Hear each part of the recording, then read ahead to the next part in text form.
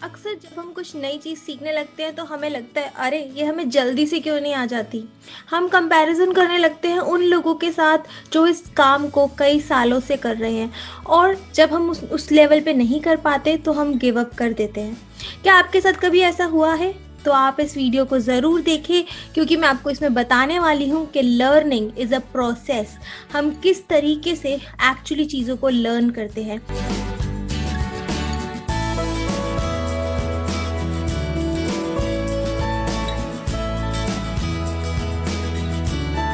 Hi everyone, मेरा नाम है प्रतिष्ठा भल्ला। मैं हूँ एक माइंड एंड मेमोरी कोच, और आज मैं आपके लिए लेके आई हूँ 5 स्टेजेस ऑफ लर्निंग प्रोसेस। ये 5 स्टेजेस क्या है, ये जानने के लिए बने रहिए इस वीडियो के अंत तक। फ्रेंड्स, जब भी हम कोई नई चीज़ सीखने की कोशिश करते हैं तो हम एक लेवल पे होते हैं, और उस लेवल से हमें नेक्स्ट लेवल तक जाना होता है। हमेशा लर्निंग कुछ स्टेजेस में होती है। तो वो स्टेजेस क्या है, आइए जानते हैं। जो सबसे पहली स्टेज है वो है अनकॉन्शियस इनकॉम्पिटेंस, यानी कि आपको नहीं पता कि आपको क्या नहीं पता। फॉर एग्जाम्पल, एक 2 साल की छोटी बच्ची है जिसको स्विमिंग नहीं आती, और वो ये भी नहीं जानती कि उसको स्विमिंग नहीं आती, और ना ही उसे उस चीज़ से कोई फर्क पड़ता है। तो वो हो गया अनकॉन्शियस इनकॉम्पिटेंस, जब आप जानते ही नहीं कि आपको क्या नहीं पता है। लाइफ में इतनी सारी चीज़ें हैं जिनके बारे में हमको नहीं पता है, और ना ही हम जानते हैं कि वो हमें नहीं आती। सो ये होती है फर्स्ट स्टेज, जहाँ हमें नहीं पता होता कि हमें क्या नहीं पता, और ना ही हमें उस चीज़ में कोई इंटरेस्ट होता है। उसके बाद सेकेंड स्टेज आती है, वो है कॉन्शियस इनकॉम्पिटेंस। कॉन्शियस इनकॉम्पिटेंस का मतलब है कि हमें पता है कि हमें क्या नहीं पता। फॉर एग्जाम्पल, वो जो बच्ची थी उसको इंट्रोड्यूस किया जाता है स्विमिंग से, वो अपने पेरेंट्स को स्विम करते हुए देखती है, मगर वो ये जानती है अब कि मैं स्विमिंग नहीं कर पाऊंगी, मैं पानी में जाऊंगी तो मैं तैर नहीं पाऊंगी। तो यानी कि वो अवेयर हो गई है कि उसे वो चीज़ नहीं आती, उसे स्विमिंग करनी नहीं आती।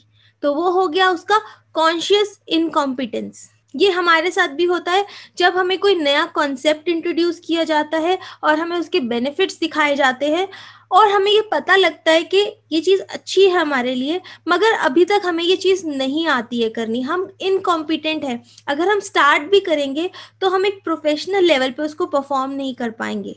और यहाँ से स्टार्ट होती है क्यूरोसिटी। जब हमें कोई चीज़ पता लग गई कि वो हमारे लिए बेनिफिशियल है, और हमें ये भी पता लग गया कि वो हमें नहीं आती है, तो अब हम कोशिश करते हैं उसे सीखने की।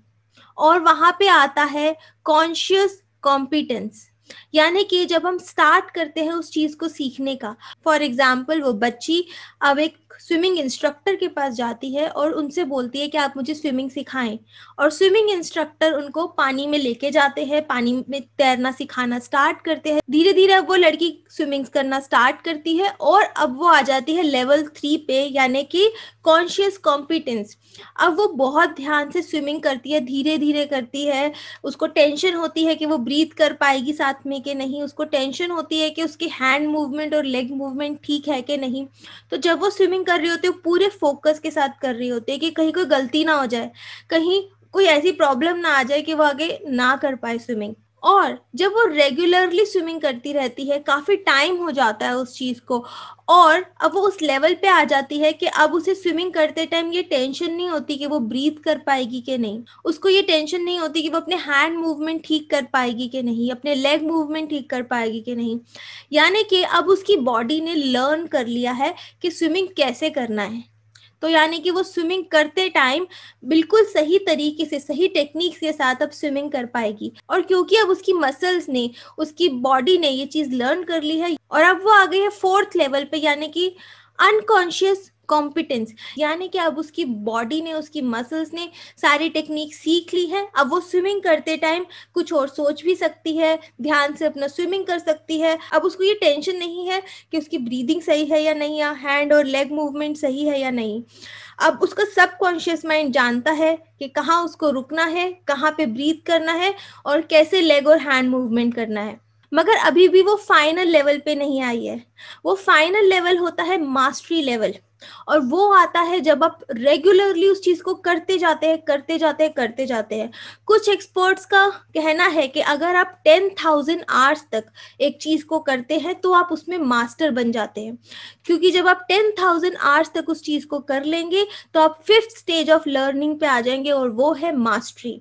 और उसमें आपको कॉन्शियसली कुछ नहीं सोचना, आपका सब कॉन्शियस माइंड जान गया है कि अब उसको उस सिचुएशन को कैसे संभालना है, स्विमिंग करते टाइम कैसे रिएक्ट करना है, कैसे एक्ट करना है, अपने हैंड और बॉडी मूवमेंट को कैसे रखना है, ब्रीदिंग को कैसे रखना है। और यही नहीं, अगर ये टेक्निक्स किसी और को सिखानी पड़े तो वो भी आप सिखा सकते हैं। When you are at this final level, mastery level, तब आप उस चीज में क्रिएटिविटी भी लेके आते हैं, नए आइडियाज लेके आते हैं, आपका माइंड अब एक फ्लो स्टेट में आ जाता है। मगर उस फ्लो स्टेट में आने के लिए, उस मास्टरी लेवल तक आने के लिए, क्या आपने इनफ आवर्स स्पेंड किए हैं उस नई स्किल को सीखने में, उस नई टेक्निक को सीखने में, उस नई आर्ट को सीखने में? अगर नहीं तो आप देखिए आप कौन सी स्टेज ऑफ लर्निंग पे है, और उसको बारी बारी करते रहिए, इम्प्रूव करते रहिए, and soon you will be the master. तो आप जिस भी लेवल पे हो, आप याद रखिए कि आपको मास्टरी लेवल तक जाना है और फिर उस स्किल को आगे भी सिखाना है। आई होप आपको ये वीडियो पसंद आई हो। आपको ये वीडियो कैसी लगी मुझे कमेंट बॉक्स में बताना ना भूले। मेरे चैनल को लाइक, सब्सक्राइब और कमेंट जरूर कर ले। मैं मिलूंगी आपसे अगली वीडियो में। Till then, stay awesome and stay blessed. Thank you.